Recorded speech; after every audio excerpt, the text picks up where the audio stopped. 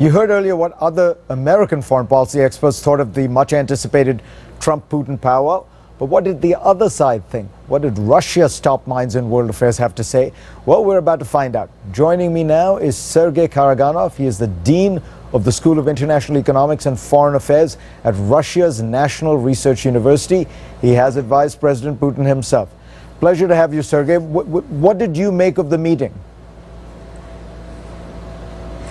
Well, it was a long anticipated good news. Some stability is being restored. People are, well, leaders are starting to talk to each other. It might have cast a good shadow on the overall state of the Russian-American relations, which are bizarre, I would say, toxic, and on both sides, but especially, I'm sorry, on the American side, and are completely counterproductive and even dangerous. Do you, the way it has been characterized by the Russian side, President Putin explained to President Trump that the Russians had not interfered in the U.S. elections and that President Trump agreed with that assessment. Is that your understanding of what happened? That is my understanding of what happened, but I have not been in that room, as you might expect. So I don't know what was happening there. But I know that Russians are saying and believing that they have not interfered first, and I think Mr. Putin has a lot of first-class information to support his views. But anyway, I mean, the fact that sides are starting to discuss the cyber warfare things is a healthy development. I think we have to deal with this matter much more seriously than we used to. Russia and Israel were the only two countries where a majority of people preferred Donald Trump to Hillary Clinton. Do you think that President Trump's embrace of Putin, the fact that they had a good meeting, has this sort of vindicated the Russian view that they were right to think that Trump would be a better president from Russia's point of view than the alternative?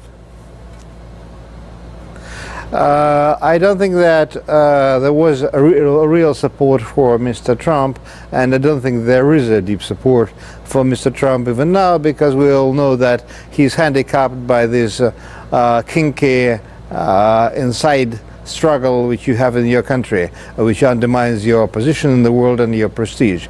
So what we were sure of was that the combination of neocons and liberal internationalists who would have come with Mrs. Clinton would have been the worst possible scenario. They would have had to vindicate the defeats that they have incurred on their country and destabilization they have incurred on the world. So Mrs. Clinton was the worst possible, not her, but her administration was the worst possible outcome. We'll see what happens now. It seemed to me that Vladimir Putin must have had a single strategic goal, which he has publicly articulated often, which is the end to the sanctions that were put in place by the Western countries after the annexation of Crimea and the activities in Ukraine.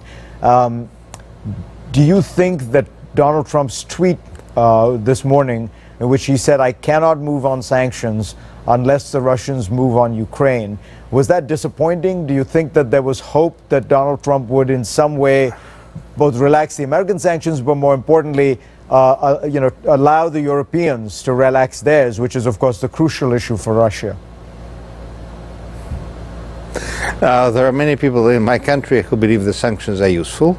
There are others, like myself, who believe the sanctions will continue indefinitely in one way or another, because we are entering a different, very economically illiberal world, unfortunately. And of course, Mr. Putin's or any Russian strategic goal is not about sanctions.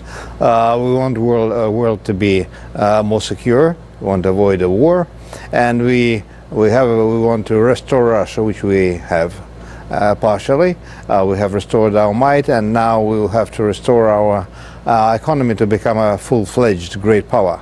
That is the strategic goal. So the sanctions are a hindrance, but not a severe one, and it is not among the big items on our agenda.